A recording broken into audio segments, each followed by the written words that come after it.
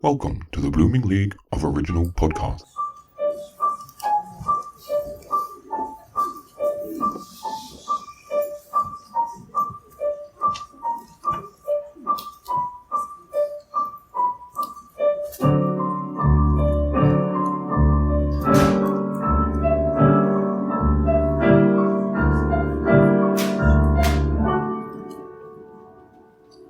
Times are bad.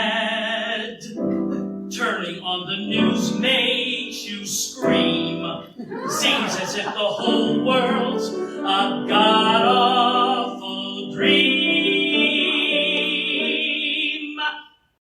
Time to write a show too. Mom and Dad taught me having talent's enough. If I get discouraged or worried from all sorts of terrible stuff, time to write a show tune. All of my life I've been in love with the train I'm in, happy through thick and thin, turning out songs. All of a sudden something's off. Someone forgot to fill the trough. Writing a song seems out of joint. Pick up a pen. I'm thinking, what's the point?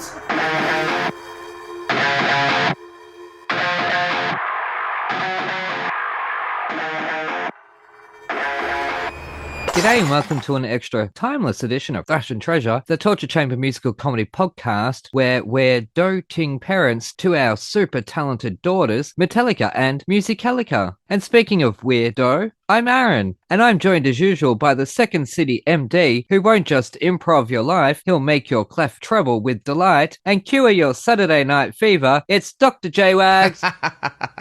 Anyways, guess what? What? We have two legendary Broadway icons taking us to church today, so break up the graham crackers and bring the wine to our table, because starting now, we're closer than ever to theatre gods, and it's about time.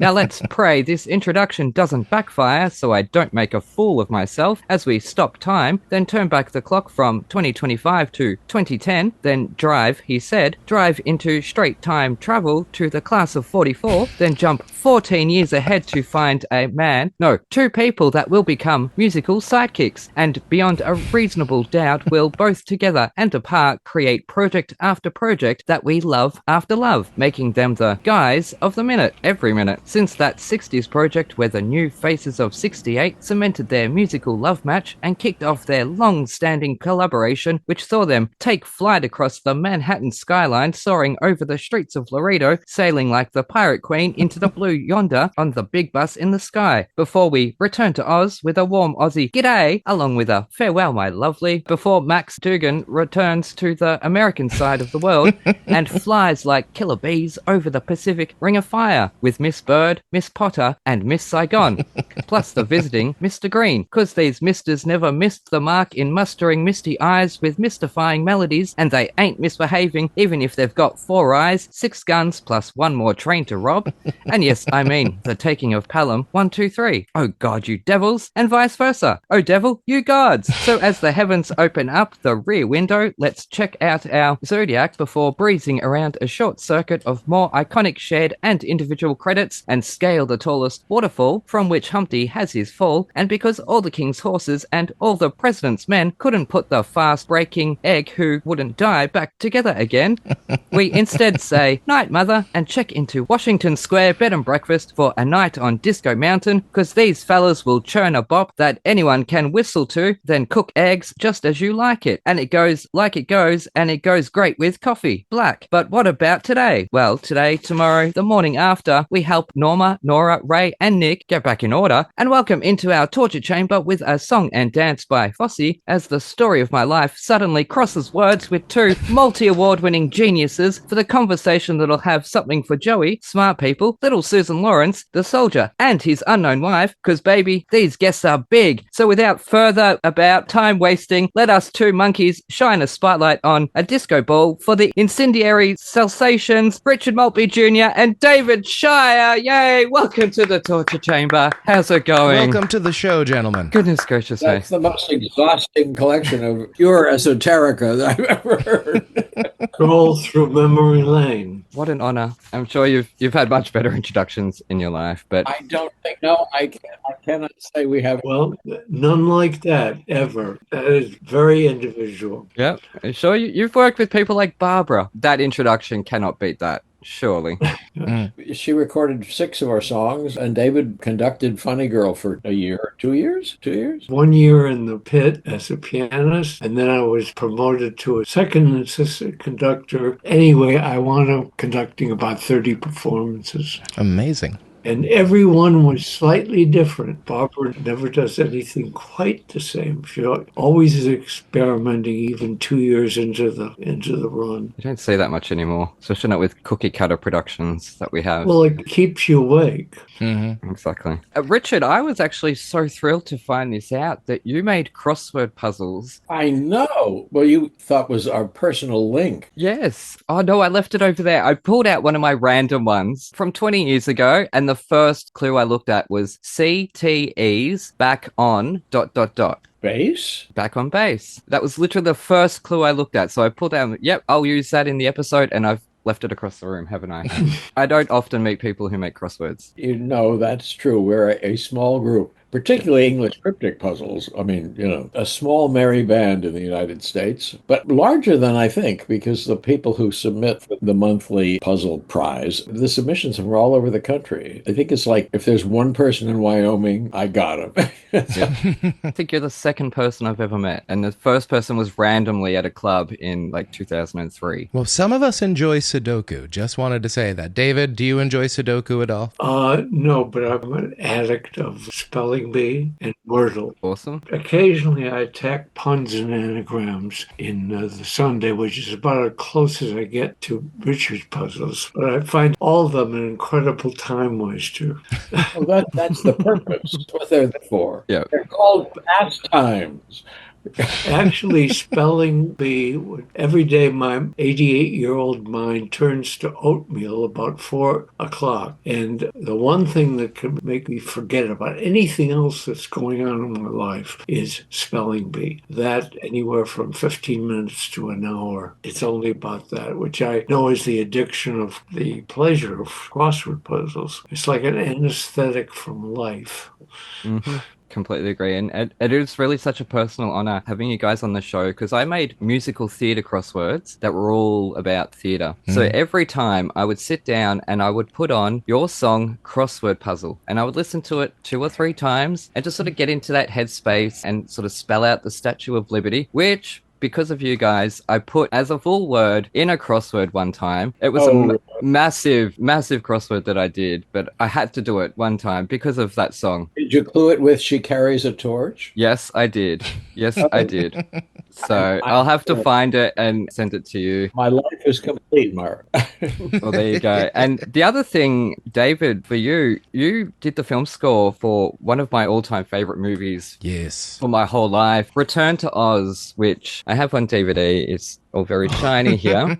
I wish more people, that was their favorite movie. I was going to ask. That's a great movie. Apparently, it did not do very well. No. And I know a lot of kids have been traumatized by it, which I laugh at because I had my childhood. Return to Oz was not traumatizing for me. We loved it. We loved it when the wheelies came out and everything. Mm-hmm.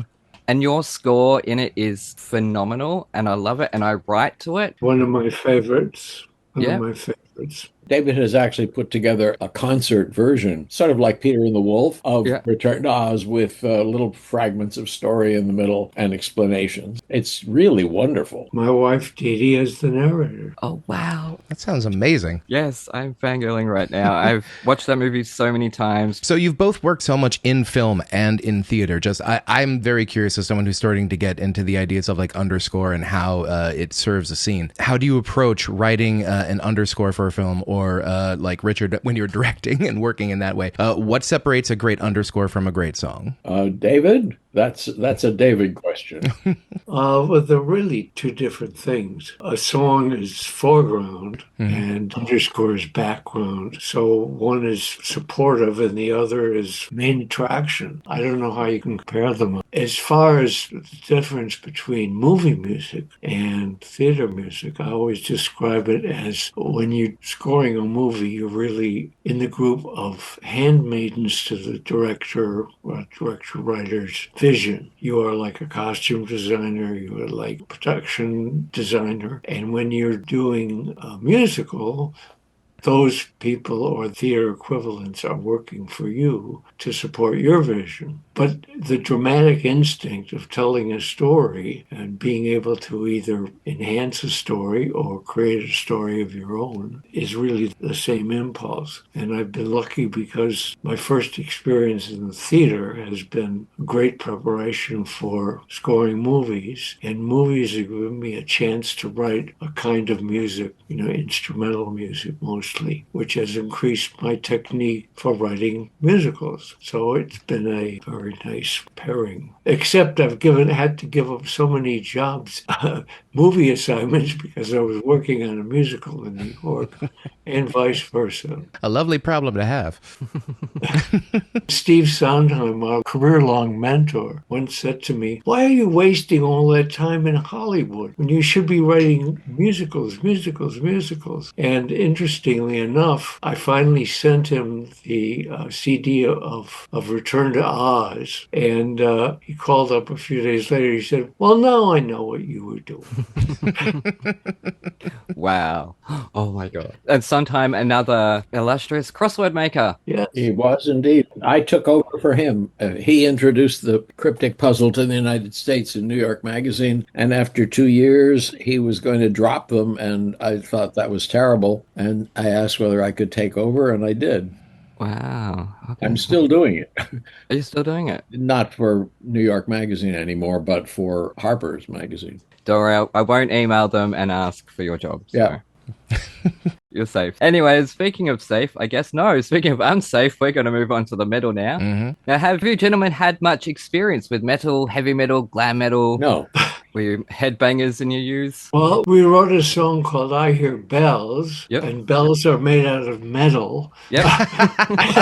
And they're heavy. That's probably the closest association we've had. Well, I was actually in a production of Baby a few years back, and one of my favorite subplots is the plot of Danny figuring out he has to make money, so he goes on the road with a punk band. So then he can come back to make the money for his kid, and he hates the idea of going on the road with the punk band.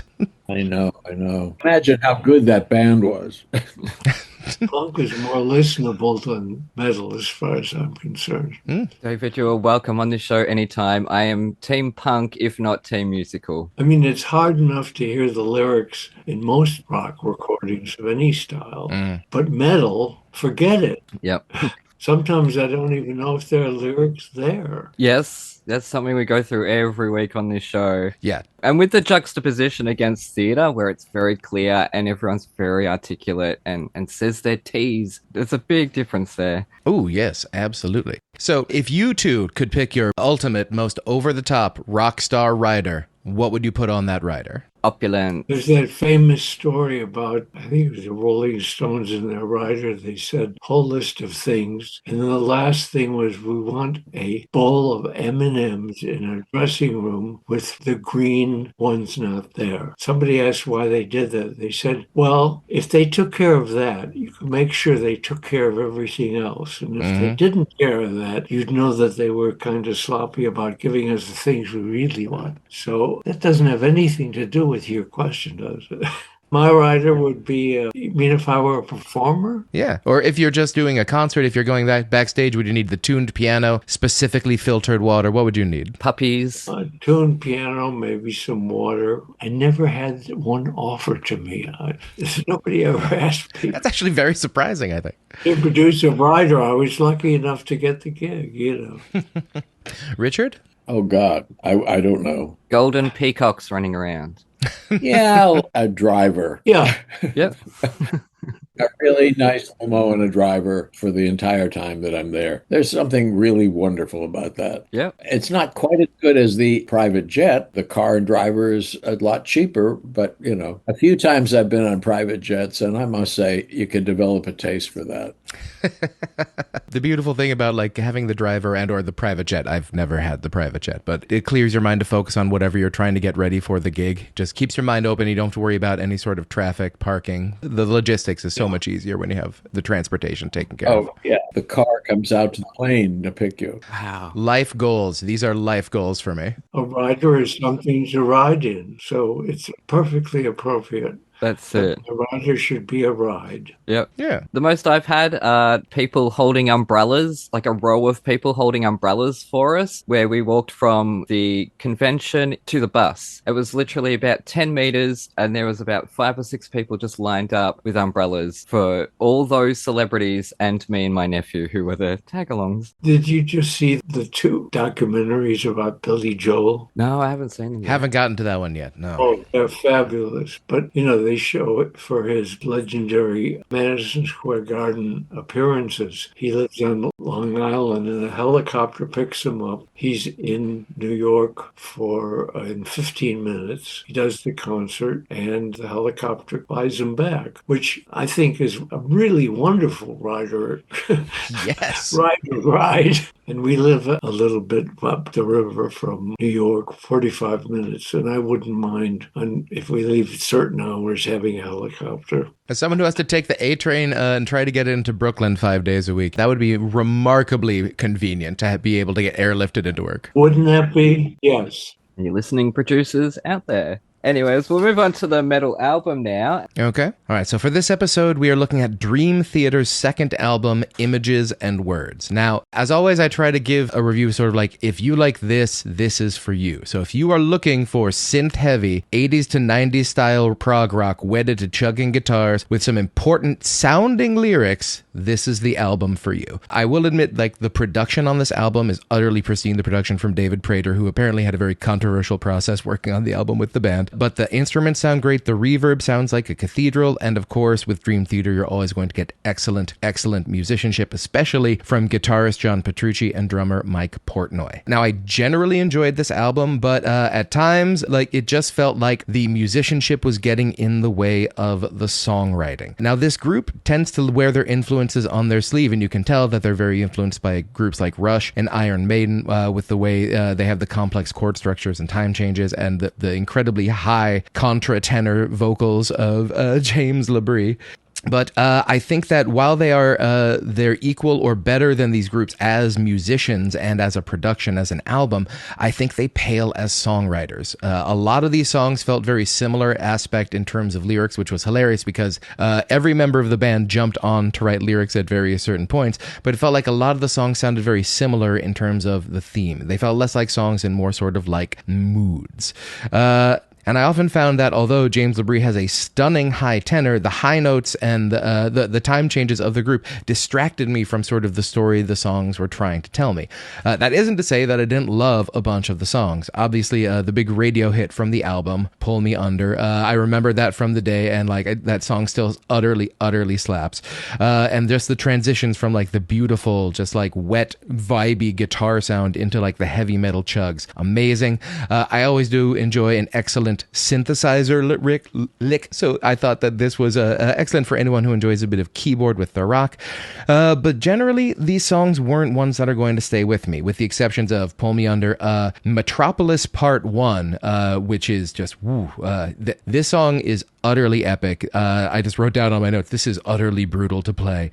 It's less than sort of a song that is just an act of instrumental hubris, and I had to just respect that. And I think I'm going to go back to this song just in general to try to just figure out how to count this thing. It's just there's so much there to go through. But I found that the song that really affected me the most was the penultimate track, Wait for Sleep. It's one of the shorter songs on the album. It's heavily piano driven, and the vocals are very understated and low in the register. And I thought that it was sort of like a lovely musical sorbet, a song that ended up telling me a story, which I really, really enjoyed. And then that flowing into Learning to Live, which I thought was one of the more successful epics on the album. The lyrics really told a story. story, and there were a whole lot of wonderful, beautiful images in there. But generally in this album, I think that when I wanted to be told a story and I wanted to find a further way into the song, I was just sort of pulled out of the song and awed just by the technical mastery of the album. And I do wish, in general, the lyrics were easier to understand.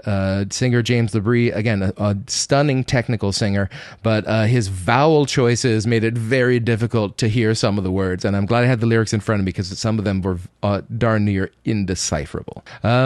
So yes, I will return to a few songs on this album, but I don't feel like I will listen to more Dream Theater based on this. I would give it 3.5 out of 5 stars. I don't hate it. There's this wonderful line in The Prime of Miss Jean Brodie. I think she says, "For those who like that sort of thing, that is the sort of thing they like." Yep. Yes. I can imagine getting stoned, feeling lonely and disassociated, feeling, that life wasn't understandable, and wanting something to just put that thought out of your head and putting a record on, or, oh God, putting a record on. People still do. Don't worry. Yeah, we got records.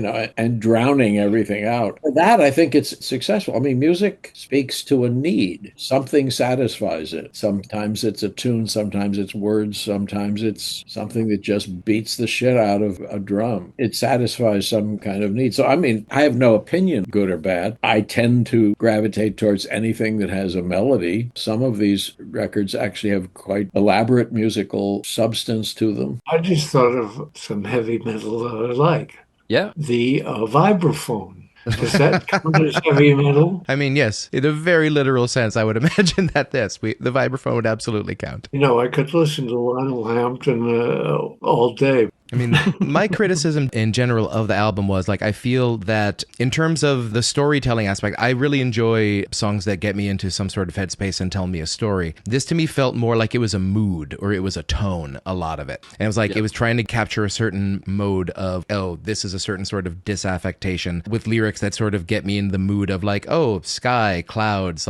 distance, epicness. But there were only 2 or 3 songs on the album where I felt like I was really listening to a story being told through the music. And in a lot of ways, there was some beautiful musicianship in the album. They're all incredibly accomplished musicians, but I felt in a lot of ways the music would sometimes obscure the story they were trying to tell, because we have these songs and then the high notes are so high and the vowels are so inappropriate for the notes they're trying to sing that you can't sing the correct word as it's supposed to be sung. So, I mean, I guess the quote I would go to would be going to Amadeus, too many notes sometimes to establish what they're trying to do. Too much metal. Yeah. Too much metal. Appreciated there was an 80s beer commercial vibe to some of it. I think Surrounded.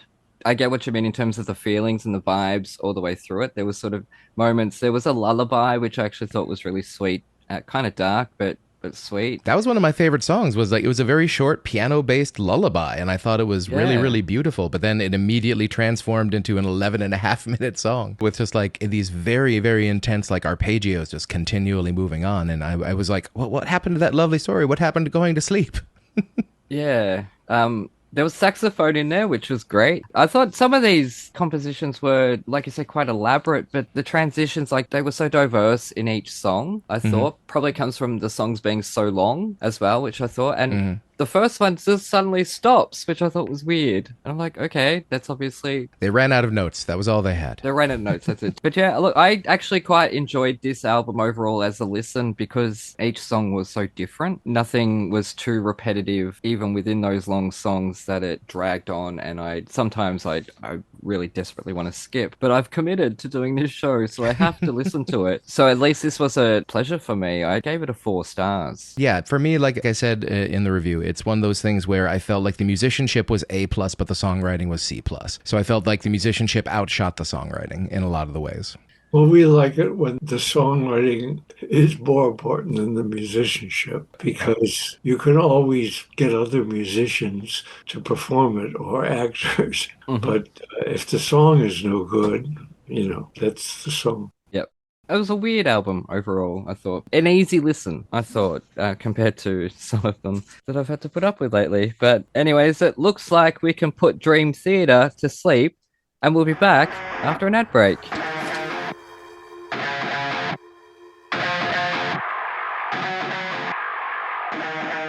Hello there, my name is Caroline Sheen, and I've just started an exciting new podcast called Talk Musicals to Me, where I'll be sitting down with some of the biggest names and industry players in musical theatre, including Olivier and Tony Award winners, West End and Broadway icons, and celebrated composers, as they discuss the musicals that have resonated most with them, both professionally and personally, sharing their most cherished musical memories. Join me on this journey through the fantastic musical theatre world and the people who inhabit it.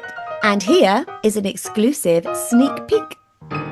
Our guest today is the incredible Adam Gettle, Tony Award-winning composer-lyricist of wonderful musicals, The Light in the Piazza, Floyd Collins, Myths and Hymns, and last year, Days of Wine and Roses. I had the absolute pleasure to work with Adam on The Light in the Piazza when it had its European premiere in Leicester Curve back in 2009, I think. And it is an absolute joy and honour to have you here. Hello, Adam. Hello, my dear. What fun, and thanks for having me. I'm absolutely thrilled. And we are going to crack on with the next few questions, Adam, if that's okay. Wonderful. Which musical do you think should be compulsory in schools for kids to take part in, and in whatever capacity, not necessarily on stage? I would avoid anything compulsory when it comes to the art form that you and I love, because that's a sure way to at least postpone a person's loving it, you know. That's true. That's true. I think the thing that I would want young people to take away from participating in a musical when they're young or having seen one is when a musical is good, it's a good musical to begin with. And then when it's lifted up onto the stage, well, it can give you a feeling you don't get from anything else. It's something to do with the sort of deeply sort of profound molecular sort of changes that happen. There's something gets pushed around inside of us and reconfigured with a great score and a great book, you know, and decent direction that takes us through a story in that way where we can ensconce ourselves completely and take the proscenium and sort of pull it around our heads and live in the story. To me, that's what we want them to take away with them, that such a thing is possible. Of course, it's also possible with movies in a slightly different way. But to cite a specific show, I mean, I would want the score to be a really exciting score for whatever young person. And if it's Hamilton, that's great, you know. Also, you know, and my shows generally don't always fall into this because sometimes they're a bit too sort of involved in terms of the vocal lines and stuff. But, you know, I want people to, especially young people, have silver in their pocket when they leave a theater or they leave the experience. They have melodies jangling around, lines that have always struck them very personally that they've kept with them, you know, like in a locket, you know. This will lead on to this next question, actually. My husband actually remembers you talking about silver in your pocket. He went, I wonder if he'll say that, because it was such a great thing to say. And it's actually really useful for the next question, because is there a musical that you feel you walked out of with the most silver in your pocket, feeling changed or altered? Or did you feel like you'd live your life in a slightly different way after seeing it, you know? Oh, well, certainly Sweeney Todd. And I was 14. So I was already like nearly analyzing stuff. And the silver I had was not just that momentous and unforgettable score, but also the milieu, the vocabulary physically that Hal came up with his wonderful designer, but also just the way that the form was using music to really delineate character and push the story forward. So that would be a huge one. But well before that, Turn of the Screw by Britten, you know, really moved by. I was in that. And it's hard for me to choose, you know, what's the most silver in the pocket, but I have so much from Fiddler and so much from West Side and shows that are less known. You know, we just carried around. We have our sort of unnamed kind of tacit Rolodex, you know, in our minds and in our hearts, and also the ache in our heart and in our throat to do well in the form, to use it at that level, to get to that level with it. And that's also a kind of, it's an energy cell, you know. Yeah. You know, you talk about Fiddler there. I think that the opening number of that show is utterly brilliant. And the way it introduces character, culture, religion, tradition. Absolutely, 100%. And even before the opening number, I think it's Joe Stein. Is that who? Mm-hmm. I think so. But anyway, the very first monologue, which begins the show before the number. Yes. It's one of the best things ever written in the theater because it perfectly lifts the story up for us to participate in. It's a fabulous sort of spiritual roadmap as well as narrative. I love that. So the silver in your pocket coming out, especially with ticket prices these days. If you come out with something that you've learned along the way, some kind of bonus. You gotta come out with something. Exactly.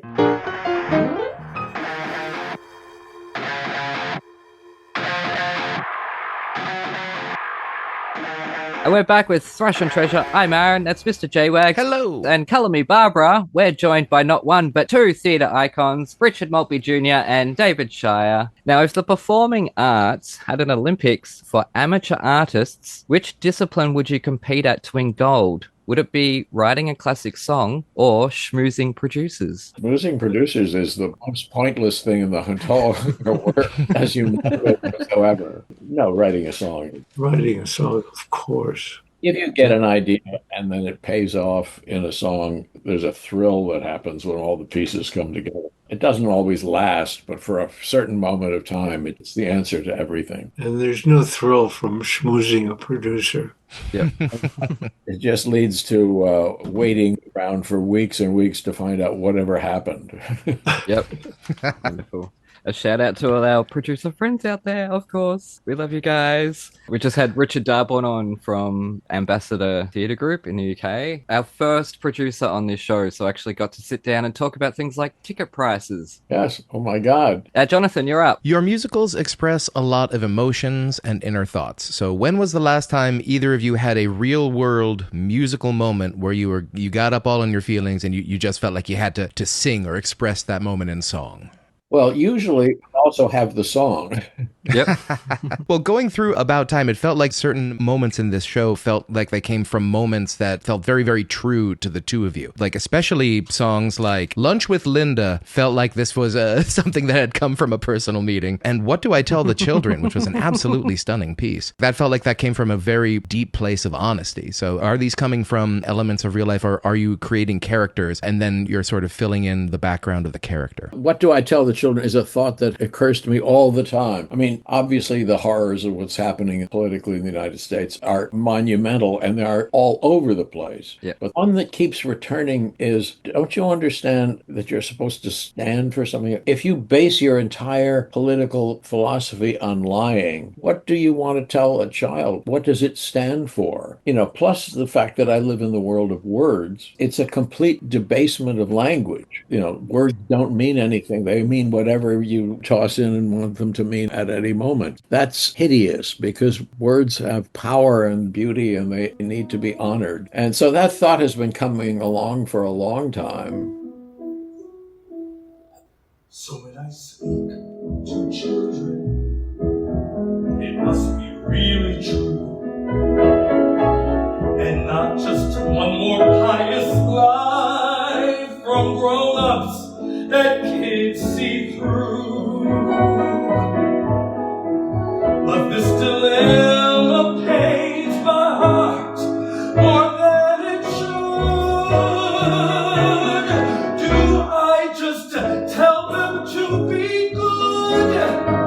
They'll be rewarded if they're good. I'd say that if I could, but looking around today, I don't know what to say.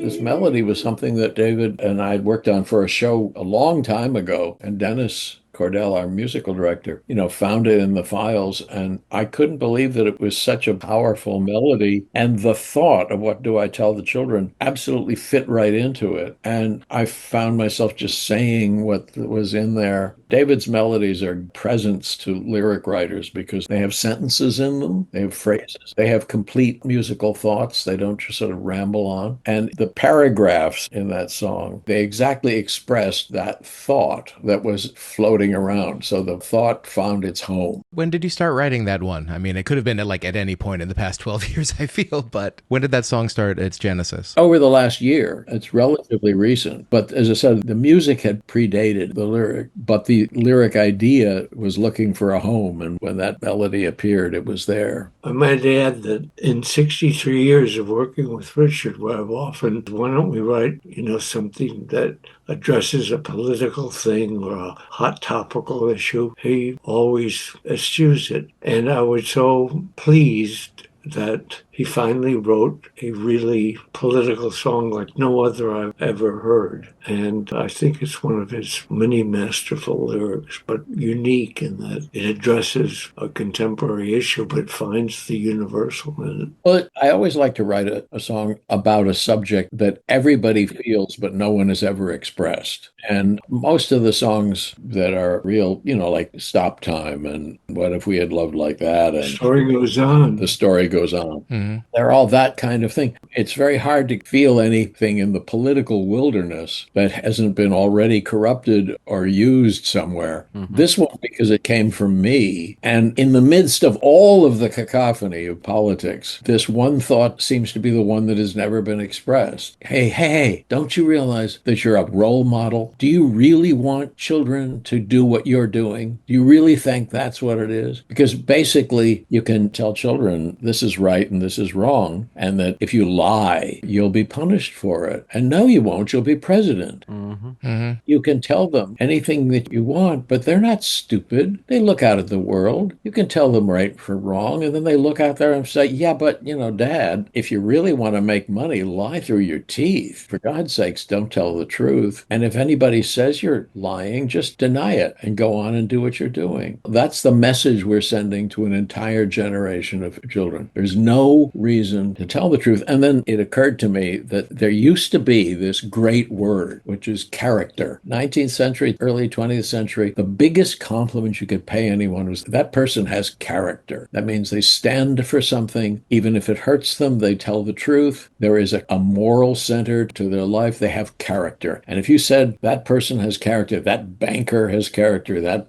drugstore owner, that mother has character, it was a great thing to say. The word has almost dropped out of the English language. You would think this would be the time that people would be talking about character all the time. They don't. They just have eliminated it. This is a very, very inconvenient word to have out there. I feel like it's shifted from being something you have to being something you are. If that makes any sense. Yes. Yeah. Main character in their own story. Yeah. But yeah, I absolutely agree with you. And I think it's just an absolutely stunning piece of work. And it feels like sort of like one of the emotional linchpins of the piece. Absolutely. The second act of About Time is quite a different emotional feeling from the first act. Yeah. And when we set trying to raise money for cost $1.2 million now to produce a show on off Broadway, that's anticipating your question about what is the difference between the theater now. Well, that's one of the differences. Our first show cost $25,000, and we had to do 25 backers auditions to raise it. Lunch with Linda, did that come from a story, or did that come from an idea?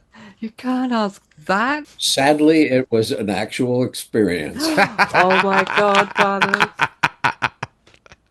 I love a scoop. I love a scoop. I was having lunch with an old friend, and I kept waiting for some sign of recognition, and it never came. A little wink, a little twinkle, a little, nothing.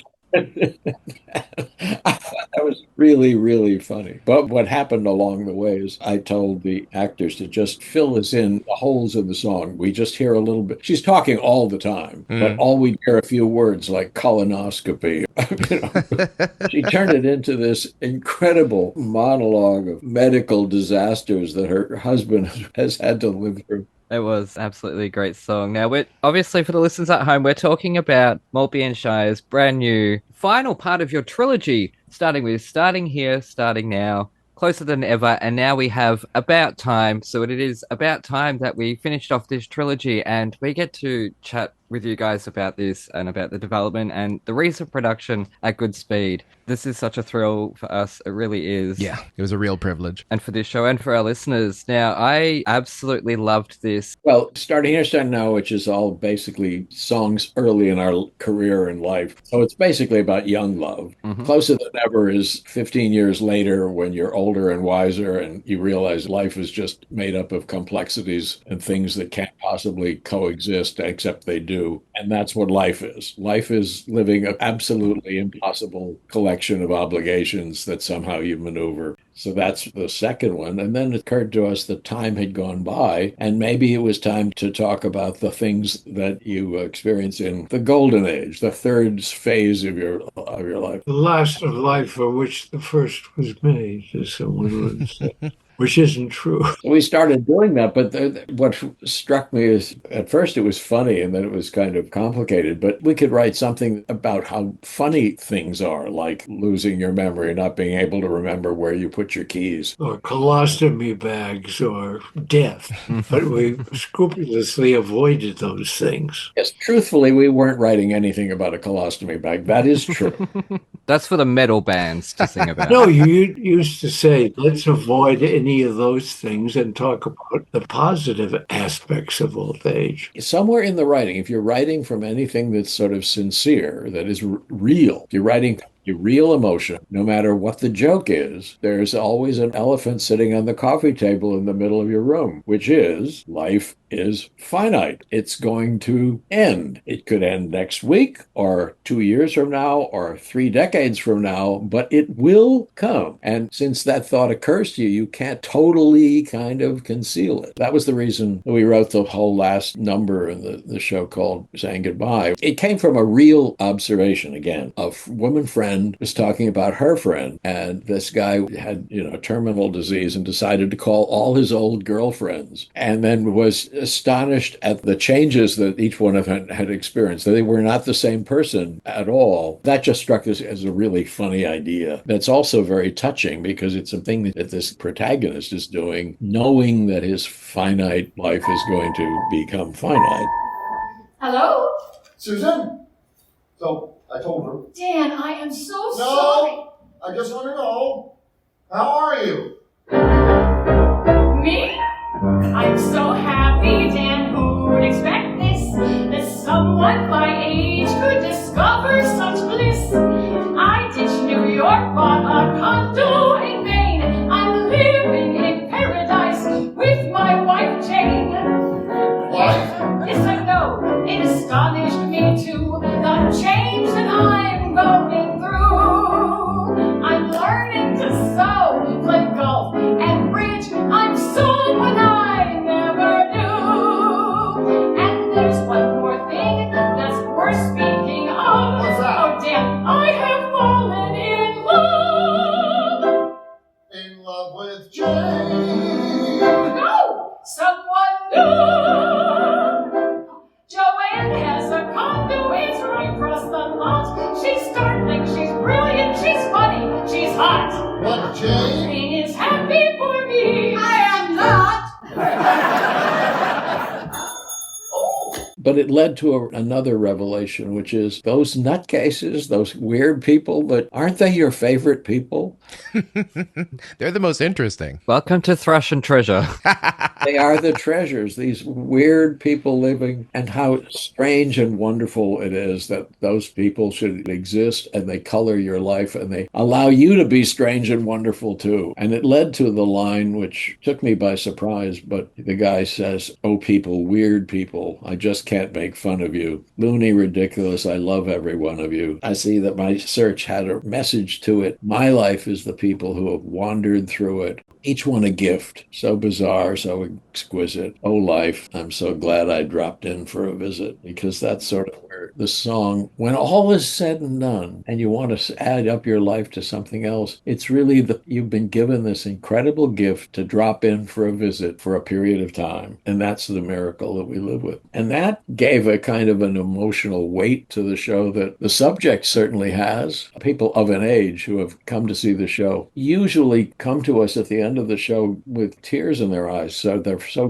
gratified that someone has actually expressed some of the feelings that go through their head in this incredibly complicated time. It's their golden years. It's everything they've been working towards. They see their life as a complete entity. It's moving, it's thrilling, it's delightful, it's sad, it's filled with loss, it's filled with hope. It's just filled with all these things at the same time. And that's what you live with when you're older. And I don't think anybody's ever expressed that. It's what I think is thrilling about the show. It's not sad. Well, that's one of the beautiful things I think of, because the start of Saying Goodbye is a man saying, you know, like, here's my prognosis, it's not good. But the rest of the song, in fact, the whole show, even though it's very much about, like it says, the third act of life, it's about living. It's not about preparing for not living. It's about living in the moment and the joy therein. And the idea of this person calling people up is like, are you happy? It was just such a beautiful take on that sort of idea. I thought it was just that it was such a beautiful way to end the show.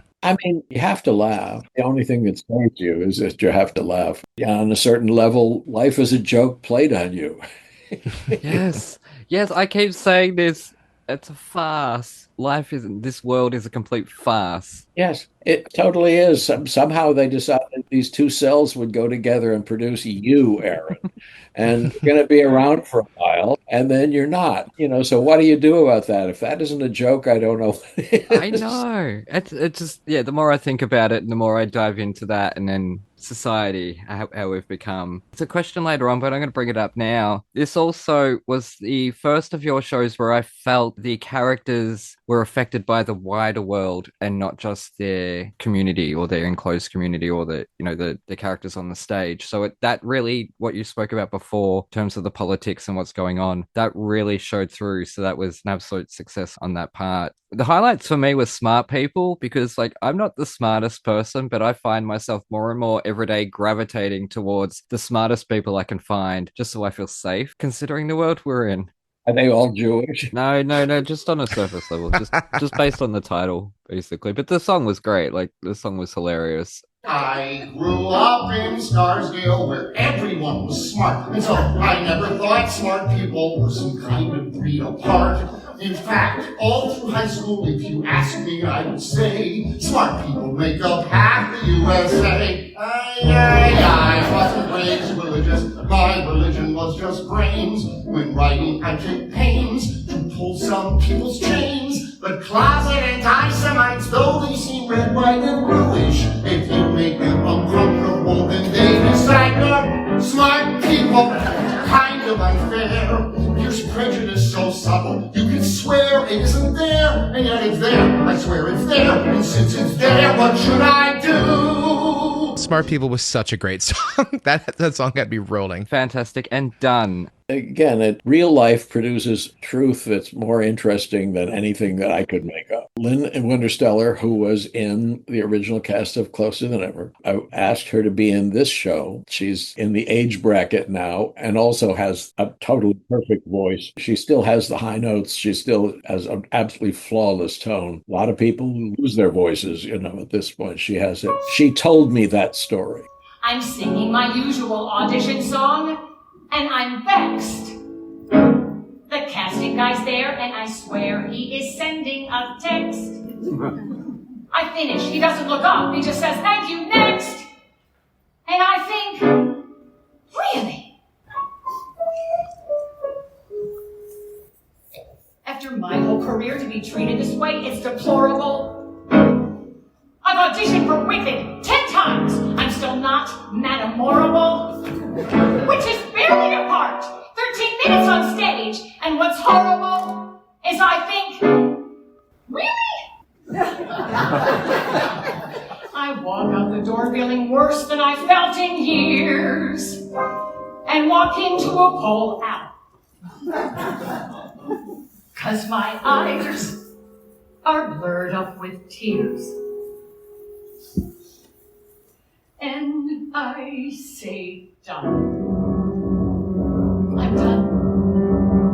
It's over. I'm stopping. I'm done. I'm done. Done. Done. Done. Done. I'm done. That actually happened. Every single piece of it happened. She was auditioning for Wicked. The guy was, in fact, texting. And she thought, I can't believe at this point in my life, this would happen. And she said, I was walking down the street after the audition, and it suddenly went through my head, I'm done. I'm over. It's done. I'm not going to keep going at this. She even said, I said I'd quit when it stopped being fun. Well, it's the only thing I do, and I'm done. I mean, she said that. And she went and decided she didn't want to go home. She would go to see a show. And the show she decided to go to see was Flying Home. Never saw it. I can just make today's matinee. Singing lesbians. That'd cheer anyone up. Okay. Then I say, yeah, really. I race to the theater. Oh, the irony's stunning. 'Cause Flying Home is in the same building where Wicked is running. And I say, really? Wicked, really? Really, really? Wicked, wicked, wicked, wicked, wicked! I'm done! Done! Wicked was all over the place, and she couldn't get away from it. She went, bought a ticket. The guy in the box office recognized her name from Closer Than Ever and decided to tell her. He prints on the ticket and hands me the voucher to sign. And he says, I saw your name on the credit card. I just want to say what an incredible actress singer you are. I saw you in that show down in the Village years ago. It was one of the most exciting performances I have ever seen. Ever. I will never forget it. All I can say is, thank you. Just at the point where she was like giving up, out of nowhere, God sent somebody down to say, yeah, you changed my life. And that's part of the miracle of why we're in the business. Somehow we're in the business of making connections and changing people's lives. And the joke, of course, is that when it happens, we're never there. You know? But every piece of that story is real. Well, to bring up the companion song, I think of it that way, for Lynn, is Life Story in Closer Than Ever. That came from another one of those moments. Richard was talking to an old girlfriend of mine from college days, and she was telling him the story of her life, all that happened, the marriage to this kind of new age guy and everything. As she was going out the door, she said, but I'm not complaining. Bingo. A song that is associated with Lynn more than anybody, more than any other song. There's two lyrics which Richard thinks are a little better than mediocre. In Starting Here, Starting Now, there's another wedding song, which I wrote for Dee Dee 39 years ago. And Richard decided that found a way to do it in the show. And in the current show, About Time, the song After All These Years was a song I wrote for Dee Dee for our 40th anniversary. Hey, surprise, we've come through. What's the secret? Wish I knew. Yes, it's just mostly trust and luck and sweat and tears. And then I love you. After all. And About Time was the one song, the lyric of mine, that I wrote that actually expressed what I was feeling at the time. it's about looking backward, seeing all you've achieved. It's about all the crazy things you once thought you believed. Usually I'm setting Richard's lyrics, or he's taking a song of mine, movie theme or something, and repurposing it wonderfully. But that was that. It's just so fascinating to see a songwriting team that has worked together so successfully for so many decades. How has your process changed since the Yale days, or is it still just like the two of you getting together, slamming stuff together, seeing what works? Has the About Time process changed in any significant way from your other collaborations? When we started started out, actually, neither of us knew how to write a song, but we knew when we didn't do it. We knew when it was wrong.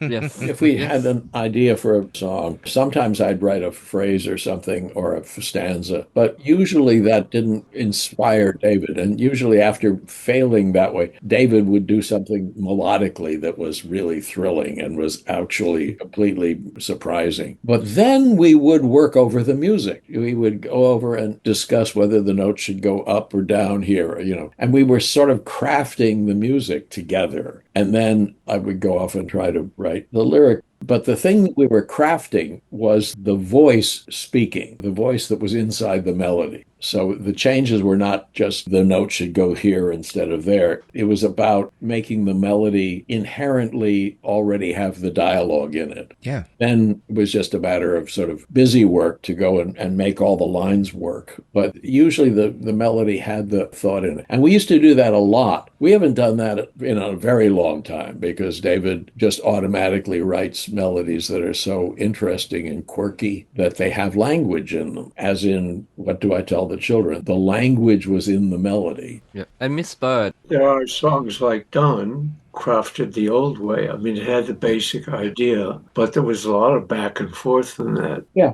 Because it had to be both musically and lyrically dramatized, and it was a long discursive lyric, and it was hard to set. Richard has this amazing gift of being able to direct musical composition. I don't mean as performance, but to direct me as a composer. When he talks about saying, this note should go up instead of down, and give you a reason for it, it's because he is directing me as a composer and reminding me what the emotion is that we're working toward. I tend sometimes to get wrapped up in the musical flow of it, which doesn't necessarily mean it's expressing what it's supposed to express. And a lot of the things I get credit for as a composer, he should be co-composer on it because he has literally directed the composition in a certain way. Well, the thing is, it's very self-serving of me to do it, too, because it leads to melodies that are surprising and have an interesting language in it. The melodies that Richard picks of mine that are already written, he finds language in them. I mean, the extreme example from About Time is Manhattan Skyline, which is an instrumental I wrote for Saturday Night Fever. I never dreamed that anyone could write a lyric to that or would even want to. Go, 'cause the longing is ending. Don't feel the vibe that it's sending. There is a train that's rounding the bending. Look left as a plane is descending. Oh, oh,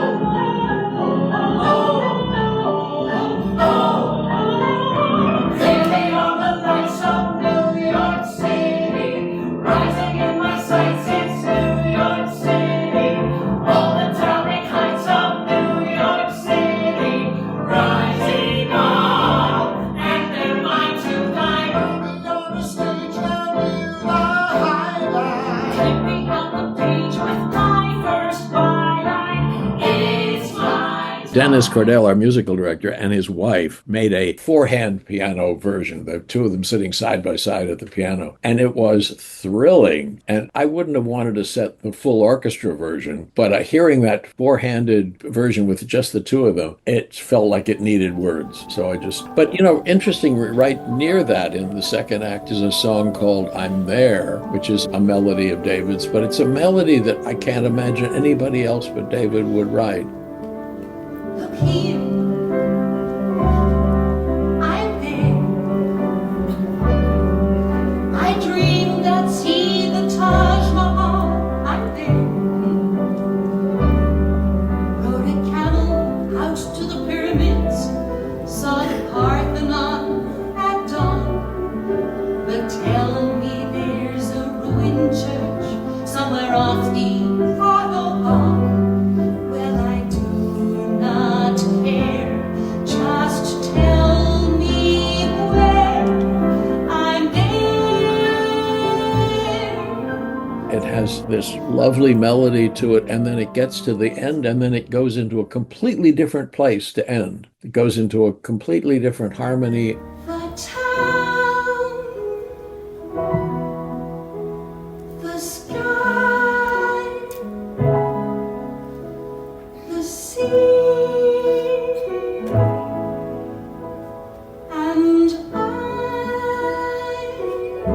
don't do that in songs. Where did that melody come from? I don't even remember. It was a collection of songs, of melodies that you wrote for Closer Than Ever that we never used.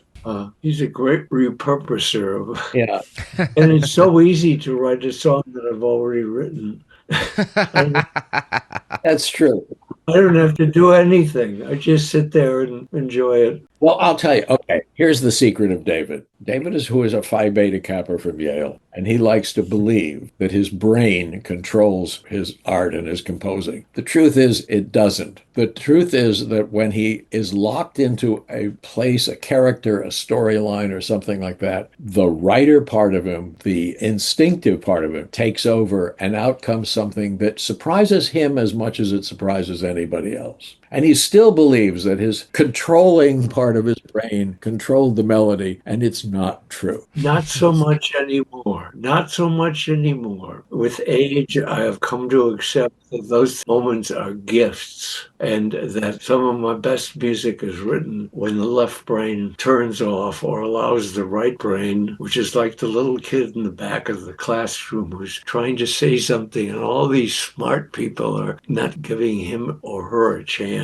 And suddenly there's some silence, and through the silence comes something. Yeah, I understand this in a strange way because these introductions, no, I get that. I don't know if Jonathan, you're the same with your songwriting and comedy, improv. I mean, it's well, songwriting, comedy, improv are very it's I'm a music director and director at Second City, New York, so a lot of my work is underscoring scenes that will never exist again, and then figuring out what the magic is in the scene and trying to recreate it later in a sketch-based review. It's a fascinating career to have, but it's also one of those things where it's like, I know for a fact some of my most beautiful melodies were played once in a bar for 6 people. They didn't care, and I didn't record it, so I'm never going to be able to recreate it.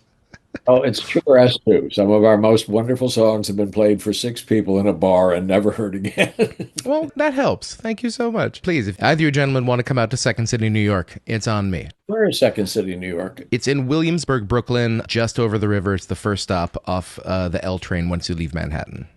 I didn't even know there was a Second City, New York. We're relatively new. We've only been there for a couple of years. It's time to come and visit. By the way, I must tell you, I don't know if you realize this, but you're the first people that we've ever talked about time with. Oh, wow. So it's the first time we've ever, its New York run hasn't been announced yet. We're looking for a theater. So it'll all sort of happen later on. But I thought since you were here, we might start the buzz happening. People will at least be curious to find out what's going on. So we're very grateful to you. We're so happy to have you on. No, I'm truly so thankful to you guys because obviously there's the whole metal side of things. But to be able to talk to you guys about your brand new show, especially being the third part of a trilogy on this little tiny little Aussie international Aussie American production, it truly is an honor, and absolutely loved this. I have given it a 4.5 stars. No, I haven't given it a full 5 yet because I want to hear the next phase of it. I want to hear how it goes in New York, and then I'm going to make my full decision because obviously this is the first production that we listened to. We were incredibly lucky to listen to a bootleg that's actually not just, some audience member. You have to see it. We'll get another half star when you see the choreography and the staging. Clearly, it was very funny for the audience because they could not stop laughing through a lot of these numbers. And I'm like, I'm missing out. The thing about this is that there's something inherent. There's an undertone. It's like a subtext to everything. And that subtext is very moving. It touches into all of the big questions about being alive. Is there a point? Does it matter? Does anything matter? Do I matter? All of those things that we wrestle with, we don't ever think about particularly. We don't ever articulate, but it's there. So even as you're sitting there watching a bunch of numbers that are fundamentally funny, there is something that's also moving. And that's something you can't put your finger on when it ever happens. Is this the moment when the trigger got pulled? No, I don't know. My guess is that every person in the audience sees a different show. Yeah. Each one connects in some other way. My mother did, or my father was, or I did with my child, or I made a mistake with this. And I've always felt that, and I've never expressed it. Any of those things happen. And so unlike like a lot of shows, the feeling that you leave the theater with is not necessarily made up of any specifics in the show, but it's made up of the show itself. Yep. And that's very hard to find to people, like people who are trying to get to invest in your show. Yeah, well, it's an unspoken mystery, you know. Yeah, sure, here's my checkbook. Are there any big moguls down under, Aaron, who have $1 million or even $500,000 that they have no use for?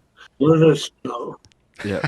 Well, firstly, they can fund this show, and then we'll send you guys the change, what's left over. So yes, no, I completely agree. Fair enough. We'll be happy with the coins from your sofa, you know.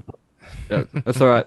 But I just want to say just one more thing on this. I'm going to move us along to the third segment. We have got some more questions about time, but your branding is all over this. But there's also the added element that you sound like you were having fun writing these songs. So overall, it was an absolute success, and I cannot wait till anybody does it in Australia. Well, it's not always fun. I mean, sometimes it has its own kind of frustrations and agonies. Fun comes when it suddenly starts to take shape and you realize that this one's going to work and you're perfecting it. But sometimes when you're just rooting around trying to get started, it's difficult. But usually Richard inspires me or I inspire him or a line works and then suddenly it starts to build. But I wouldn't describe it as fun. I have a composer friend who once said to me, I don't enjoy writing music. I enjoy having written music. Yes. I get that. Is that feeling? I didn't enjoy writing that song, but I really am having a great deal of enjoyment sitting there listening to it. It must be the cast that was having fun. Well, it seems that all I want to do is go dancing to an ad break.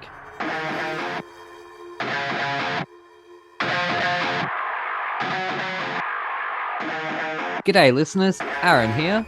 While we've been off on hiatus, I haven't actually been taking a break. I've released a new book lately, so I thought I should probably plug it in this commercial break. So if you yourself or anyone you know is a budding artist or just likes to doodle when they're on the phone, I've actually released a book that's filled with 150 drawing activities, but also it has 150 drawing challenges to go along with it. So there's 160 pages and 300 drawing challenges all up. So it's just a fun little book that I decided to put together and put online for people to buy. And it's been tested out, and the people who tested it out said it was lots of fun. So if you're listening to this and want to help support our network, please go to www.thetonistantales.com/bookstore. Now, if you look at the link below, you'll see a link to that, and you can use the code TNT20 to get 20% off. So that's pretty awesome. So I'd really appreciate it if you could help our network stay afloat and buy my latest book, which I haven't even mentioned the name. It is called Art for My Sake, and it is all about drawing and doodling and being challenged along the way. So yes, anyways, back to the episode.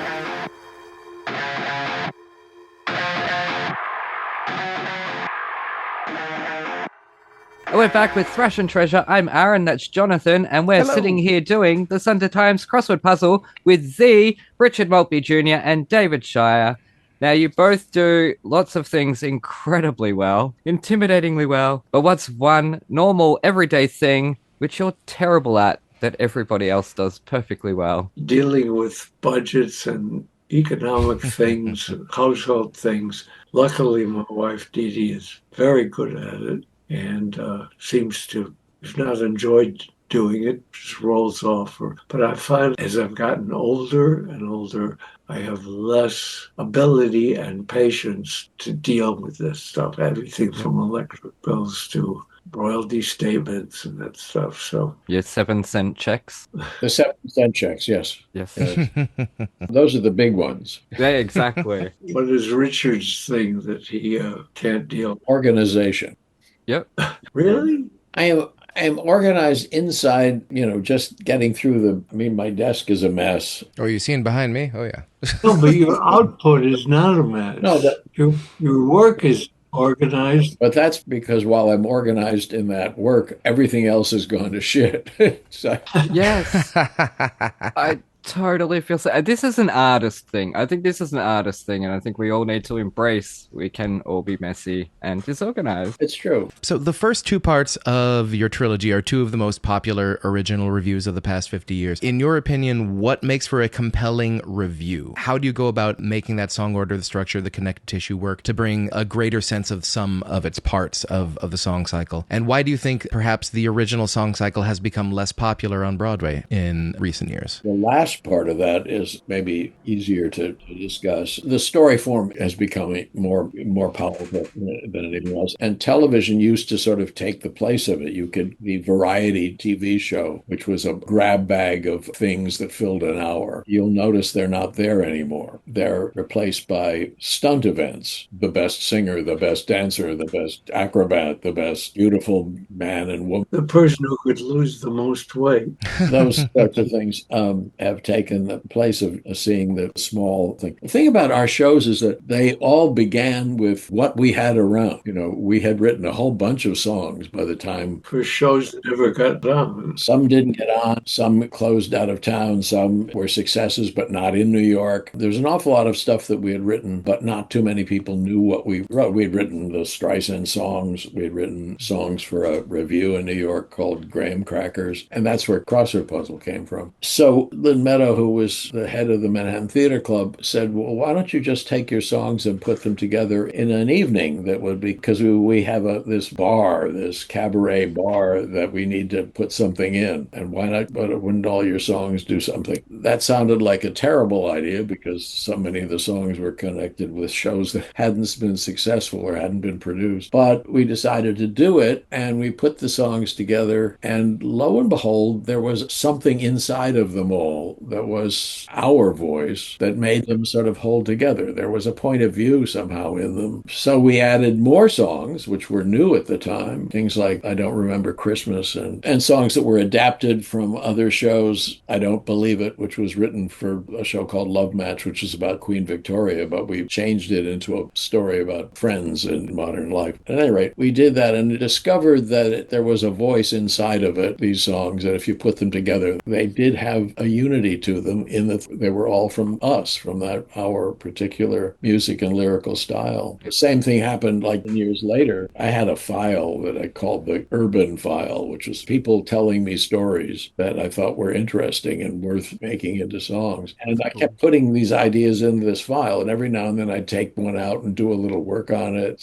After a certain amount of time, I'd give things to David and we'd work together on it. And suddenly there too, there was a kind of a uniformity to what the songs were. I mean, Life Story and One of the Good Guys and You Want to Be My Friend. There was a certain kind of consistency to the kind of characters that we were writing about. When we put them together again, they seemed to hold together as a kind of a scrapbook of characters that only we would observe. And that was a writer's voice. And that's what we're doing again with this one. We think that the three shows together could be called Life a Musical. You know, Young, Vader, Love, and then The Golden Years. Some friends of ours said if you put our songs in chronological order, they would tell a biography. We've sort of taken that to heart. Very hard to get a production of such a trilogy, though, because you need three different casts. They would do the ring cycle, which is 12 hours.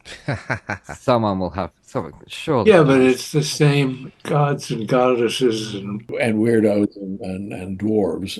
Wagner was dealing with very long forms, and we're dealing with very short forms. Well, speaking of different casts, other than your current cast of About Time, if you could pick any four actors, past or present, to star in your next project, what actors would you want to get? Who would they be? Who would you want to interpret these songs? One of the things I love so much about your songs is that you seem to really trust actors to deliver what's on the page, but also what's not on the page. I'd have trouble picking out the one. Yeah, a few.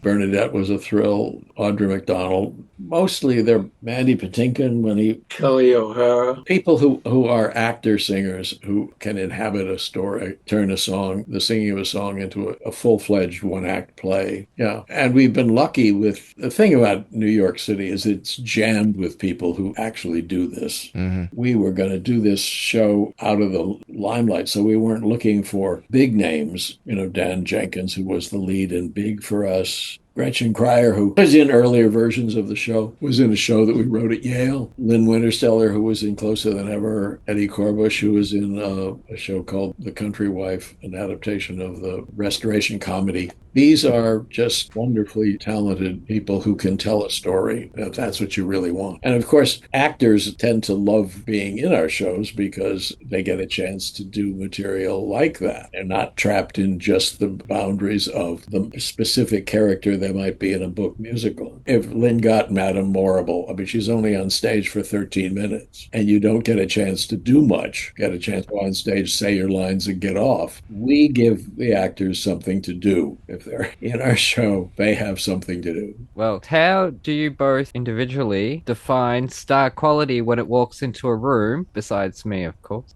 Well, there you have it. You just did it. No, I think you demonstrated what it is, and there it is. So, be like Aaron. Oh, well, no, that's not... We've always strived for that. God help us all. Usually in an audition, we have the character in mind that we're casting various people for. So the star quality depends on getting someone who can best rethink and best make something out of that song. Sometimes the most unlikely, think of Austin Pendleton, who was a fellow undergraduate at Yale. You would think he's the most unlikely person to wind up in Fiddler on the Roof 45 years later. 10 or 12 major movies, plays that he directed, written. He just has done everything, Richard directed him in his first stage appearance, wasn't it, at Yale? It was a play about a weird guy who comes to a western town and changes the town. He had a stutter that was just about as bad as you could,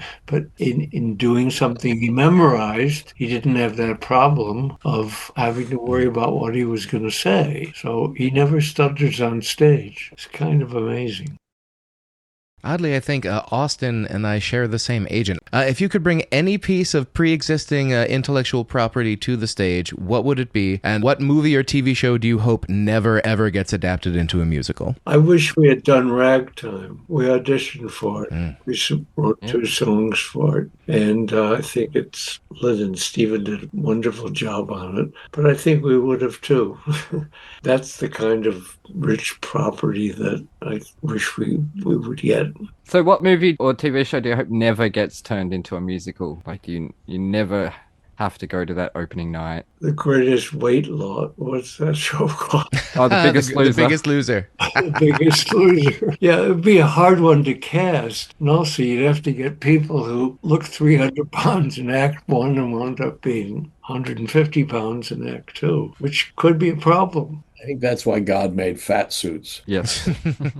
Now, back on About Time, we don't have as many sequels to musicals as there are for films. And I've often wondered why, as theatre fans, fall in love with theatre characters just as much as they do movie characters. Was that ever a concern when developing either the second or third part of your trilogy that, that perhaps there might be any sort of, backlash or comments or whatnot? Or was the loose threads between the 3 enough to alleviate those concerns? Well, the thread appears after the fact. We didn't set out to do a show about young love. We just did a show about the songs that we had around, which tended to be about young love. And pretty soon we had a show that was saying that. And the same is true of the second show. Third one, and actually you're quite right, the third one we embarked on with a theme. That was, we were going to do the third part of the 3 stages of life. And that changed. As a result, we were not specifically writing about just things we had observed, but also things that we had observed coming out of part of this stage of life. It was startling. Sometimes ideas turned out not to work because we tried to sort of shoehorn them into being about age. And sometimes they were surprising in that we didn't know where the song was going to go. In all cases, the songs had a different level that we didn't expect when we set out to do in every case. And that's just because age has this undertone to it, and you can't get away from it. So we started talking about this a little bit earlier when David was speaking about like monetizing an off-Broadway show. But what, other than obviously the differences in fundraising, how has things changed from Broadway and off-Broadway for the better and for the worse over the course of your careers? It just costs so fucking much. anything. The stakes were also lower. I mean, I went to an off-Broadway play yesterday afternoon in a little theater down in Tribeca that I'd never heard of. I was thinking that when we started out with Starting Here, Starting Out, Lynn Meadow had a theater. She had a cabaret space. Put something in it, you know. The stakes were low. You could do it. We happened to have some songs that were really glorious once you put them all together. And turns out, my God, the show was really wonderful and it moved on and it's been performed for 50 years. That didn't happen because we set out to do something, you know, monumentally important that would last 50 years. We were just doing a good show. The same happened with Closer Than Ever. We had a space, it was done first in a nightclub called 88's, and then we expanded it and wrote more things and acquired producers, took it to Williamstown to sort of break it in, and then we found a theater in New York, wonderful Cherry Lane Theater, and booked it, and for not a whole lot of money, we got it on. It's substantially different now. Now we have a show and we're trying to present it to the world because we have this instinct that it's really going to last. It's going to be memorable, but being memorable was never part of the equation on the other two shows. It was just being a show, it was, you know, having fun with it, adding another idea if it seemed like a good one. This time there's a theme that we're trying to fulfill with the show, and so that's different. Now I'm going to steal Jonathan's question here about time.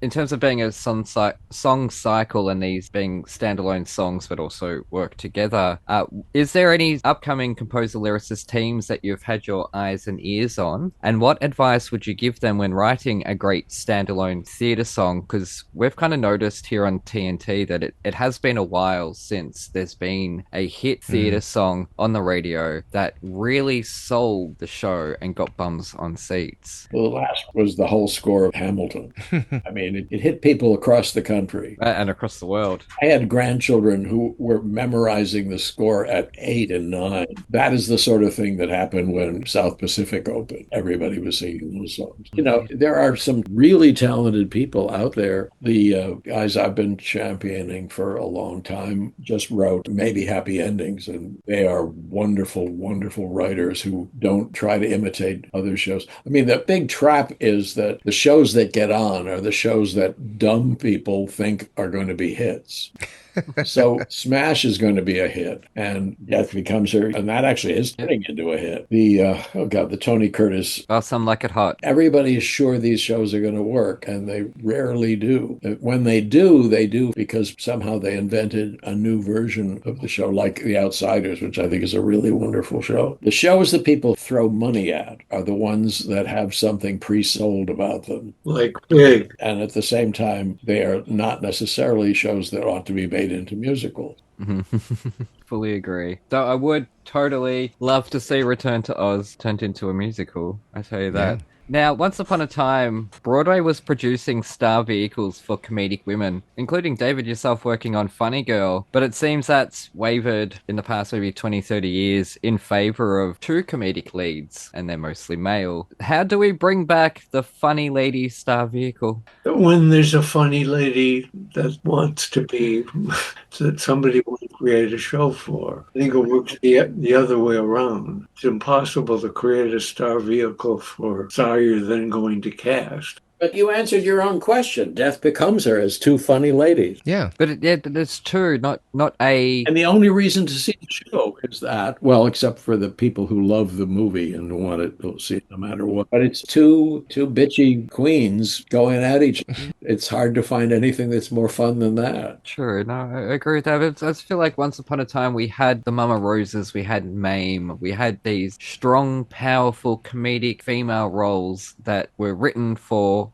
most often written for the Ethel Mermans, and they're just not doing that anymore. I don't know, is it people aren't finding muses or what? Well, I think comedy is one of those things where it's like you have to sort of catch lightning in a bottle and then try to reproduce it. And the thing I've noticed on Broadway is that there's nothing funnier than a 9-year development window. So when you have this brilliant, funny idea, it generally gets put into development, and then 9 years later, the thing you thought was hilarious 9 years later, the context is different. different. Things are slightly different, and it keeps moving into a different direction. Would you gentlemen agree with anything I've just said on that? I call it death by workshop. Yep. By the time the show opens, you can't figure out why I ever liked the thing in the first place, which is why the ones that have managed to do that, like maybe Happy Endings and The Outsiders, all of which had very long developmental sequences. And Baby had a 6-7 year gestation. Oh, wow. God, that baby was certainly not premature. What's the opposite of premature? Overcooked? No, that's terrible. Interesting to compare Baby and Big. Baby was an oddball show, but it came out of our lives, and it took 6 years to get the thing written and on. And it was successful in the idea that it has had many, many productions subsequently. It was not a financial success on Broadway. It ran, 8 or 9 months. Now, Big was an existing property, which people thought, oh, what a wonderful idea. And Richard thought it was not a very good idea until John Weidman, who he tried to get to write the book, came on board and wasn't interested at first. But then he thought the one thing the movie couldn't do was show the inner life of the lead. And really, Big was written as a small musical, ironically enough. And the way it was produced by very talented people and directed and designed was totally against the show we had written, which was showing the intimate side of Josh Baskin. But because it was written to be a Broadway hit rather than just to fulfill the script as written, I remember somebody saying, give you guys the hit you've never had. And trying to make it a hit was not a hit. That's the irony of these projects. Just to compare those two, and Big had no trouble raising the money for because the property was there. Baby, we had to work, and our computer practically had to go in and give oral sex to the Schuberts Which is no fun. In order to get it to happen. And he would have. And he was straight. We're 140 episodes in, and this is the first time anyone is talking about fellatio and the Schuberts in the one sentence. How have we gotten that far in 5 years? The idea of it is kind of... It's the dirty secret of Broadway. Nobody has ever mentioned it, but it's been out there all the time. We know it's an open secret. I'm just surprised that it's finally out in the open. It's the Jeffrey Epstein of Broadway. For God's sakes, release the papers, release the papers. Oh, goodness me, we are going to get cancelled. Now, fun question. Fun question to end on. David, my whole family is from Buffalo, and you are from Buffalo originally. Where do you think we can find the best beef on weck? And Richard, I spent most of my adult life in the Midwest in Chicago, but is there a diner or restaurant from back in Wisconsin that lives in your taste buds rent-free? Well, Buffalo, I only know of one beef on weck place, which was one in our neighborhood that my father took me to when he picked me up to take me to lunch when I was in public school a couple blocks away from it. And I thought it was wonderful, and they were wonderful experiences. I've never had beef on weck anyplace else in the world. You can't get it anywhere else, really. What is it? Well, this place was wonderful, and I'm sure it would have been high on the list of anybody's beef on weck place. Now, buffalo wings is a whole different story because they were invented in Buffalo at a place called Frank and Teresa's. This was a place where musicians would come in after the job late at night to have a snack and a drink, and were pals with Frank and Teresa, who ran the place. And my father was a musician. He was kind of the Lester Landon of Buffalo for 50 years. And one night they came in there, and Teresa said, well, I know you guys are hungry, but we had a big party here tonight. The only things we have left are chicken wings and celery and Roquefort dressing. She said, I can whip up a sauce. She did, gave it to the guys. They loved it. It went on the menu. And now the restaurant covers almost a whole city block and has T-shirts and is nationally known and everything. But it was one of those cases like, Dissertation on a Roast Pig, where it just happened accidentally and created a whole subculture around the food. Yeah. Richard, what's your diner experience you're looking for in the Midwest? To begin with, there's no connection to Wisconsin. I only lived there about 2 months. Did you? Okay. How was the baby food? I have no idea. Then I lived in Chicago, and I don't recall ever going to a restaurant in Chicago at all. It's funny. I just read this one. Back in the day, people didn't go to restaurants. One of the reasons why people don't have any money these days is because people go out to eat. You ate at home. We had a Sunday dinner. We had a Sunday supper that was different. Sunday roast. It was a roast for, Sunday lunch. Lunches were packed so you could take them to school. Breakfasts were a bowl of cereal. And evening was some kind of, family dinner. And you never went out. And the family dinner was sacred. Nowadays, you just go out to McDonald's at the very least, or any number of degrees up from there. I have children who are only in their 30s now, but when they were kids, I couldn't get them to come to a dinner table. There was television, there was all this other stuff. If they came, they sat down, they ate, and they left immediately before you even got to the table. The whole mystique of the family dinner had just disappeared. It happened with television. TV dinners came in, pre-cooked, prepared, and they came out of a box. You had little tables that allowed you to take them into the living room and have dinner while you were watching, and that was the end of family dinners. Yep, those little tin tables that were like the cross-legged ones. Yeah. And the tray sits up. Yep, we've got one of those somewhere. Yeah, you'd turn out the lights because it was a movie theater and watch television in the dark, eating your TV dinner. Goodness me. I don't know when, because my parents are in their 80s, and I don't know when in the past 10 years we became a frozen dinner family. We never were. We never ever were. We used to, in the first, say, 9 years of my life, we would always eat at the dinner table together. And then after that, Mum and Dad were in front of the television. I was in my bedroom. My brother was out in the garage. My sister was in her bedroom. Like, for some reason, we all just ate separately. I don't know why. And it wasn't hostile. It wasn't like we didn't want to be together or anything. It's just I didn't want to be bothered with eating, and I didn't want to sit and look at all the same people every day. Well, for Mum and Dad, they wanted to watch the TV. Oh, well, yeah. So that's what they do every single time they'll eat, always in front of the television. Life stopped with the 6 o'clock news. Remember that? When was the last time you watched the 6 o'clock news? I know, because it's on at 4 p.m. now, and then it's on at 5 p.m., and then it's on at 6 p.m., and then it's on again at 8 p.m. Yeah. You can just watch the news for all day. Yes, tell me about it. Goodness gracious me. But anyways, gentlemen, I can't put into words what an honor it has been to have you guys on. Oh, you guys are fun. Yes, thank you so much for coming on this shitty little show. It is truly such an honor, and hearing you guys talk about your process and even your thoughts on the medal. And I'm so sorry. Thank you for taking it seriously. I know it's a lot to ask. Thank you for having us. Good discussion, a great program.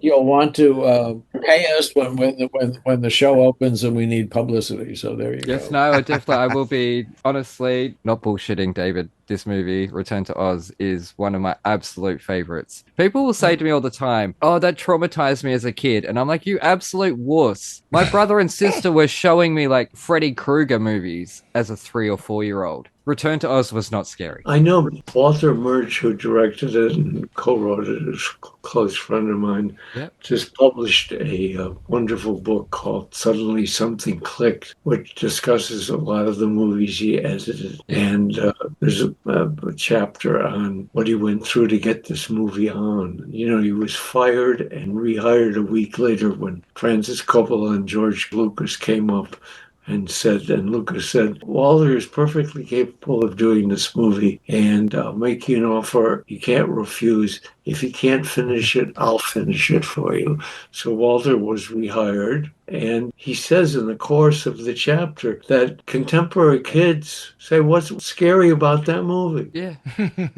But 30 years ago, 40 years ago? 40 years ago, it was scary, and Disney dumped it as a couple weeks after it opened, and that was the end of it. But the score seems to have, as Richard said, for those who like that kind of score, that's the kind of score they like. So it's that afterlife. But it was disappointing to me because I had never done a big, John Williams level score. I thought this is going to be the making of me. Actually, my movie career took off when scored The Conversation, which was a solo piano. So, and I never got another big movie like that. So, if it had been a hit, of course, I would have been known as that kind of composer. Yeah. Because Conversation, I was known as a more intimate composer. And look, let's face it, if it was a hit, it wouldn't have the love that it has today because it's been such a cult classic for us. It is what it is. Yep. That's the way life is. Yep. As Lynn Winterseller says, I'm not complaining. Yep. I certainly would not be complaining being involved in one of the best movies ever. Thank you. Thank you. I wanted to ask you, have any of our shows played that you know of in Australia? Up in Sydney, I believe they did Baby a couple years ago at the Hayes. Oh. In Melbourne, I know Closer Than Ever's been done. I'm not sure about Starting Here and Baby. I think Big was also done at the Hayes because they tend to do a lot of bigger musicals but in a smaller setting. So they would probably do Big and do a really great job of it if a smaller production is what you intended We for also it. did the Adelaide Cabaret Festival.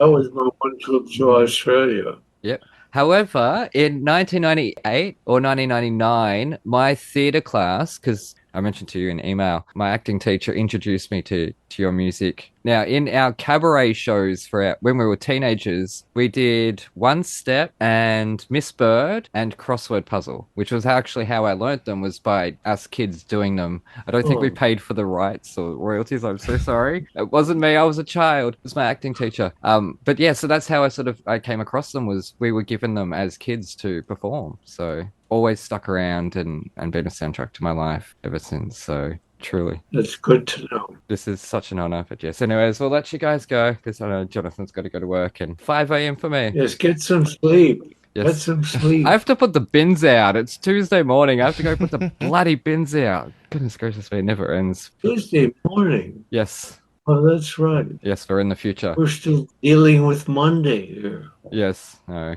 we are ahead. But yes. And you are regularly at the Second City? Yeah, I'm part of the directing team at Second City, New York. Yeah, we've actually got a couple original reviews coming up this term if you all want to come out and see them. I would love that, actually. Tell me. Sure, I'll get your info through Aaron. I have info, so yeah. No worries. What's your last name? My last name's Ware, W-A-I-E. W-A-R-E. Oh, wow. Your signature is A-Ware. Yes. So I do like to say I'm very self-aware. No No one believes. Anyone who knows me. Nobody believes that, but yes, anyways. I just want you to know that I can do puns too. I mean, I would be disappointed if you couldn't. Doing these introductions really is such an honor. I know what you are capable of, so I have to compete. So yes, anyways, we'll let you go. Thank you so much for coming, guys. Anyways, I apologize for the sound of the television in the background. I will try to mute as much of it as possible. And hopefully my microphone is working now because I've had a couple of problems tonight. Anyways, I just want to say huge thank you to Richard and David for joining us. I keep saying it, it's an honor and all that jazz. And it really is. It's just, I'm so tongue-tied. It's phenomenal. This was an episode that I never, ever in a million years thought would ever be a possibility. So I never thought I would even dare to send an invite. And yet here we are, and it was incredible. And I know Jonathan is just as fulfilled. So we hope, Richard and David, you had a wonderful time, and we hope our listeners at home also had a wonderful time. So thank you again. So thank you also to Kay. I know you're sick of hearing it. 1,000 thank yous every week, but here's another one. Thank you. Just my heart, goodness gracious me, I hope you enjoyed it. I really hope we made you proud. I really do. Also, a special thank you to Dennis Cordell for his help with the music, giving us access to the exclusive sneak peek of About Time, which you got to hear, which is the first time really we've gotten to play a musical on the show because, you know, we're not paying for licensing. So we're cheap and low budget, no budget at that. So anyways, to be able to do this and discuss it with Richard and David, I mean, to be on first name basis with your heroes is pretty surreal as it is. But to be like, hey, come and listen to metal, that's like a lot to ask. People don't realize It's a lot to ask of people. We're not just on the top shelf this episode. We unlocked the cabinet on the top shelf, and they say don't make you heroes. They do not say anything about giving them metal to listen to. So honestly, my heart to you guys, and I cannot wait to see what happens with About Time once it opens in New York. Producers, are you listening? And get them a ride. That should be part of the rider. Anyways, also a huge thank you to the cast of About Time who unwittingly lent us their voices for this episode. I will make sure to credit you all on IMDb. So in, I guess, alphabetical order, yes. Darius DeHaas, Shinnery Jackson, Daniel Jenkins, Eddie Corbich, Izzy Van Randwick, and Lynn Wintersteller. Thank you so much. You guys did an incredible job on this musical and just absolutely was blown away. My only regret, the half a star was because we're listening to a bootleg. So I really cannot wait to hear this musical as a proper, fully formed album. So anyways, I'm going to stop rambling. Hopefully my mic held up and there's no crackling or weird noises or ticking, and hopefully no television in the background. So thank you to Jonathan for an excellent job, and to you at home, thank you for listening. Take care of yourselves and each other, and we shall see you next time. Uru! It's about